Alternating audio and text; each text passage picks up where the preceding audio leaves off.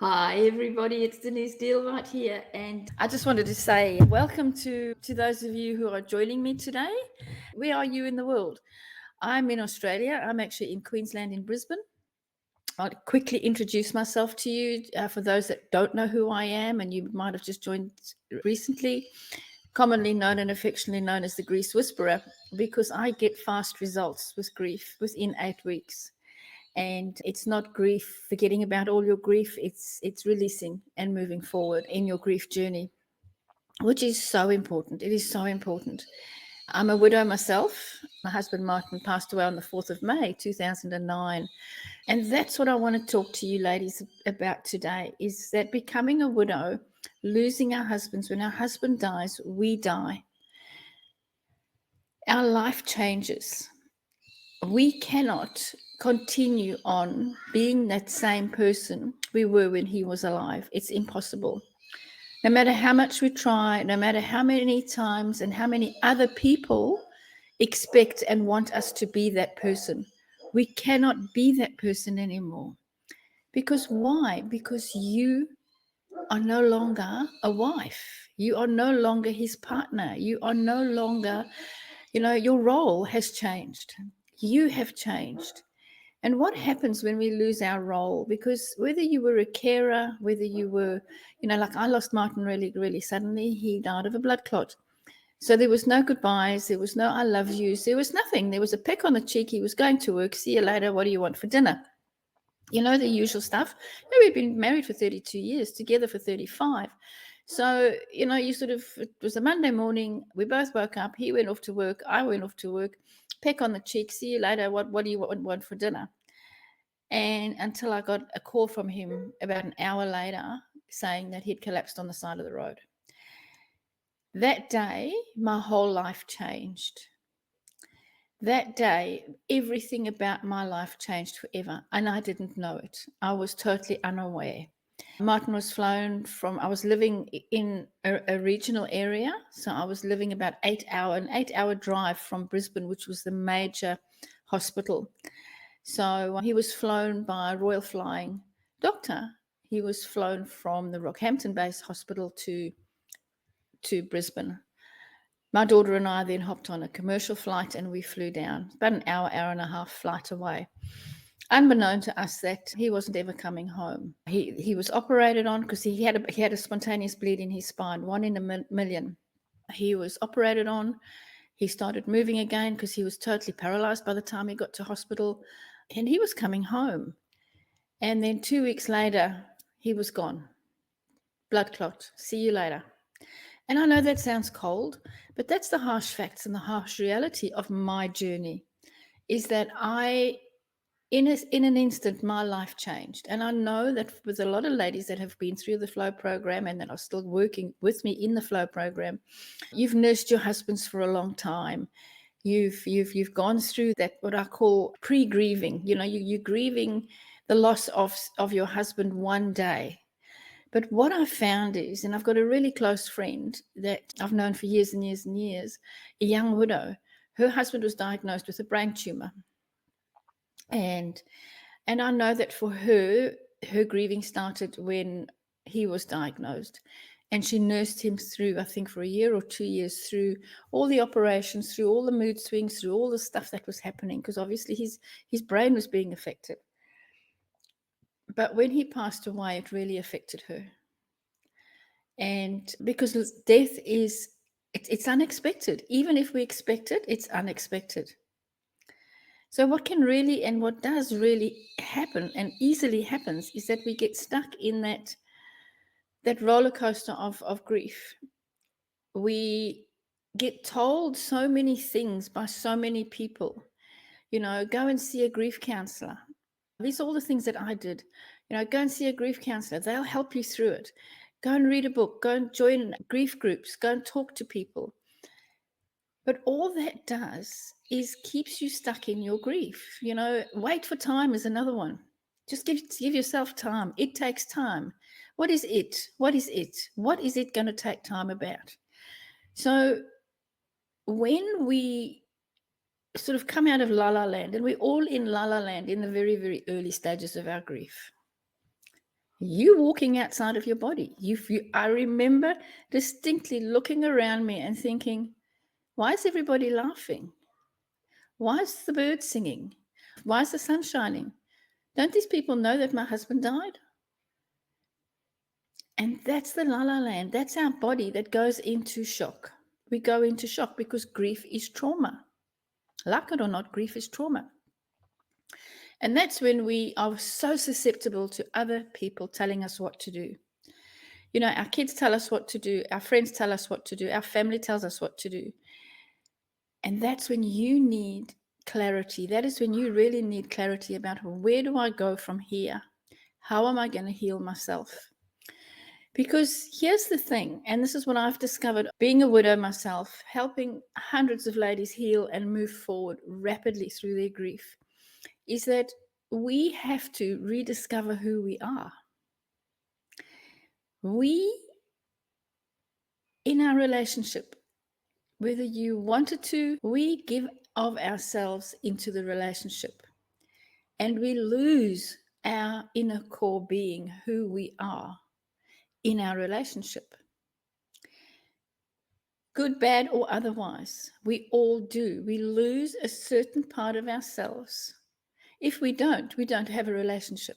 Does that make sense? I just type in the comments below, yes, that makes sense. I understand. I get it. Yes, I lost, if you agree with me, just, share your story in the comments below. So we lose our identity. And because we lose our identity, and it's like a dominoes effect, we lose our purpose. What am I here to do? I'm no longer a wife. I'm no longer a mother if your children are older and they've moved out. I've got nobody to care for. And very quickly, we can go down that slippery slope and we can stay down in that slippery slope, just surviving, thinking that we are doing fantastic, thinking that we are coping, when in fact we're not thriving, we're just surviving. We're just going through the motions, going through every day as though, okay, today's another day. It's Groundhog Day, totally Groundhog Day. So what I want to really chat to you ladies about today is rediscovering who you are. Now, I know, and I asked this question to my clients the other day, to the ladies that have been through the Flow program, whether prior to working with me, they had ever done any personal growth and development. And the majority said no, never, absolutely never. And that is the key to healing you, is going within and finding who you are, finding your beliefs, finding your strategies that you run. And this is what coaching is. Coaching is not counseling. I am not a therapist and I am not a counselor. Grief coaching is bringing the best out in you, helping you rediscover that amazing woman that is within you, that still has so much potential and so much life to live. You see, grief is not a death sentence for you. The loss of your partner is not a death sentence for you. This is your opportunity. And I know it sounds counterintuitive, and maybe you think, oh, Denise, I don't think so. This is your opportunity to shine now. This is your opportunity to come out and be you. You've done all the hard things. You've earned it. You've absolutely earned your moving forward. You've been the wife. You've been the mother. You can be the grandmother now, and that's okay. I'm a great granny, by the way. And it's a reminder of how important you are to your family, to your friends. But when you are not putting yourself number one as important to your own life, to yourself, how can you then be important to anybody else? Does that make sense? So personal growth is vital for you to move forward into who you are. Yes, we can go through life not growing personally. We can go through life completely switched off to what's going on around us. We can go through life completely numb. And that's how a lot of ladies live. That's how a lot of widows live, completely numb. I'll always be like this. I'm always going to be unhappy. They cry at the drop of a hat. They get triggered when a song comes on. And this could be 15, 20, 30 years later. From stage, I would ask, who here has been a widow for 5 years? And the hands would go up. And I would say, who here has been a widow for 15 years? And the hands would go up. And then my next question would be, is why are you at a widow's conference? Why are you here at a widow's retreat? Because when we heal, we don't have to be with other widows all the time, unless we are there to help them. And a lot of the ladies say, well, they're still stuck. They don't know how to move forward because they're waiting for time. They've been waiting for time. Time is an illusion. Time is absolutely the biggest myth that we are told to wait for. It's what we do within that time that makes the difference. And that's where your inner journey starts. That's where you actually say, you know what? I am important. I matter. My grief healing matters. My life matters. I matter. And I'm going to invest in me, and I'm going to find me, and I'm going to grow me to become the best version of myself. That's what true grief healing and release is. It's not talking about your grief. It's not sharing your story. It's not reading another grief book. Good grief. If I had to, good grief. If I had to tell you how many books I read and listened to and podcasts, I've started my own podcast now, which is a healing podcast. It's a moving forward podcast. In our Flow Beyond Grief Inner Circle, in our monthly membership, it's healing, it's moving forward. I don't believe for 1 minute, that our husbands and our partners would have wanted us to just stop living, to lose our zest for life. They loved us. They want us to move forward. So, I know a lot of ladies sort of say to me, but Denise, what is the Flow program? Or what is it? Why is it so different? It's a simple method that I developed when Martin passed away. I became a life coach and soon realized that as a life coach, I had the tools to heal myself and heal my grief. And I then implemented that into the flow method. I created the flow method. And what does it stand for? Flow. Feel, F. L, let go. O, overcome and become whole. We have to feel before we can heal. Now, crying is not feeling, really feeling. Because what happens? What do you do when you cry? You shut yourself down 9 times out of 10. You might have the odd occasion where you have a good cry and a good howl and a good scream. But 9 times out of 10, your tears will well up when you're shopping, when you're driving, when you're with friends, when you're with family. And the first thing that you do is go, okay, stop crying. You'll be okay. So you're not feeling that emotion. Now, I know that it's impossible to yell, scream, and cry wherever you are. But to really go within and know, well, okay, what triggered? It's asking yourself the question, okay, so these tears well up and you could be driving somewhere and a song comes on and you go, oh my goodness, and the tears just flow. And you can't drive and cry at the same time. Not safely anyway. And being aware of your own inner self is being aware of, okay, what triggered that emotion? Where am I? Why did that song upset me so much? That answer is not because my husband died. My partner died. I'm a widow. That's not the answer. That's the reflection. That's you just, I don't want to see it. That's it. It's because of that. It's a lot deeper than that. What grief does and what loss does, particularly in the loss of our partners, is it puts a magnifying glass over who we are. So anything that has triggered you from the past comes bubbling up to the surface. When we don't give ourselves permission to actually look at that, address it, acknowledge it, we can't let go. If we can't let go, we can't overcome and become whole. That's the flow method. It starts with feeling. Letting go is not letting go of the memories. It's not letting go of the life that you had.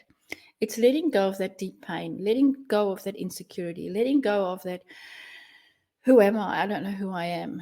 That's what letting go is. It's not letting go of your life, of your memories. You will never let go of those. Even if you get remarried, you can get remarried 20 times, but you will always remember your husband, always your partner, always. You'll always remember him because he was a massive part in your life. So it starts with feeling. But here's the catch-22. We don't want to feel, because to feel we have to go within. To feel we have to acknowledge that pain. To feel it, we have to feel it. And we don't want to do that because we've cried enough. We've been sad enough. And maybe you're just starting to sort of feel that you're coming out of it now.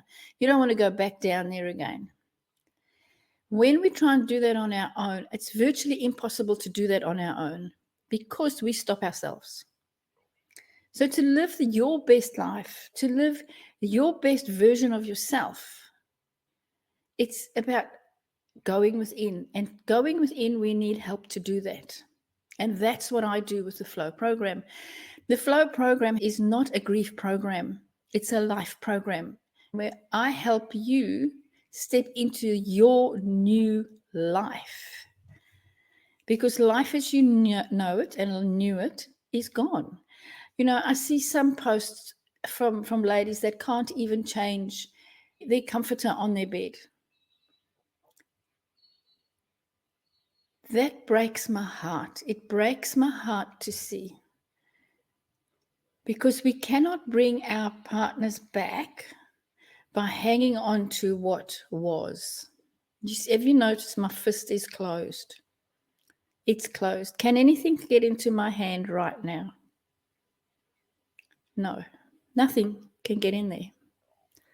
So when we hang on, we close ourselves off to all possibilities. It's only in the letting go. We open our hand and we go, okay, I've let go. That we can open up to new possibilities coming our way. But we don't do that because it's too painful. We don't want to do that because we know that we're going to let go, and we letting go into the unknown. Oh, what's out there? I don't know what's out there. I was so afraid to let go because I didn't want to face my future on my own. I was 51 when Martin passed away. I didn't want to face a future on my own. And then I thought straight away, I'll put myself on dating sites and I'll find another man. Well, that didn't work either because I was attracting the wrong men into my life because I was so broken. You see, we have to heal ourselves. We have to recreate who we are. We have to learn to love ourselves. We have to know what our boundaries are. We need to know what our strategies are that we run. You know, have you ever heard, or do you know someone that keeps attracting the same broken men into their life? And then they say, I don't know why I always end up with these idiots. Well, it's not the idiots, it's ourselves, it's us. We attract that person or that situation into our life.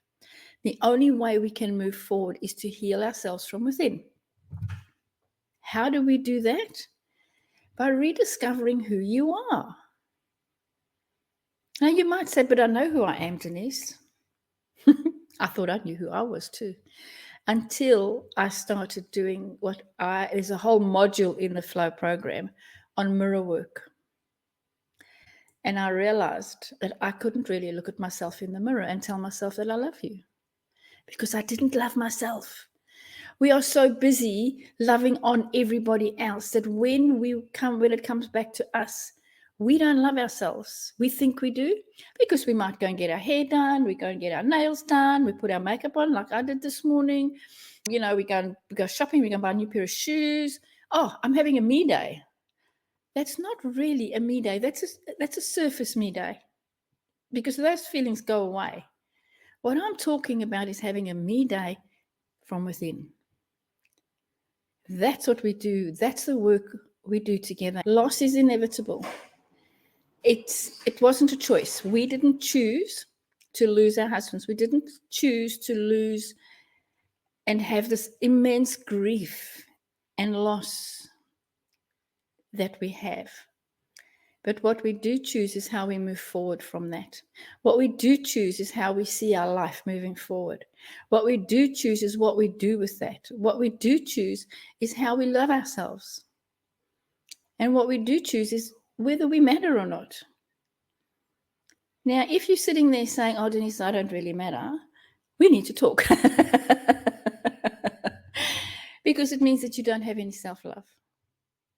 You have no self-love. If you can't look at yourself in the mirror and tell yourself that I love you, and when you look at yourself in the mirror, don't look at your eyebrows that they need plucking or they need coloring in, or you've got a pimple over here, or you've got a cut over there, or you've got a wrinkle here, and oh my goodness, my mouth, oh, I need to go for plastic surgery.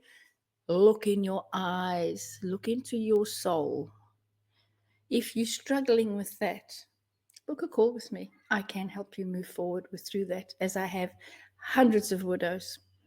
Because it's not about healing your grief, because grief doesn't heal. There's nonsense that we need to heal our grief. It doesn't ever heal. There's nonsense that we learn to live with it. We don't learn to live with it. What is it? We have to heal ourselves.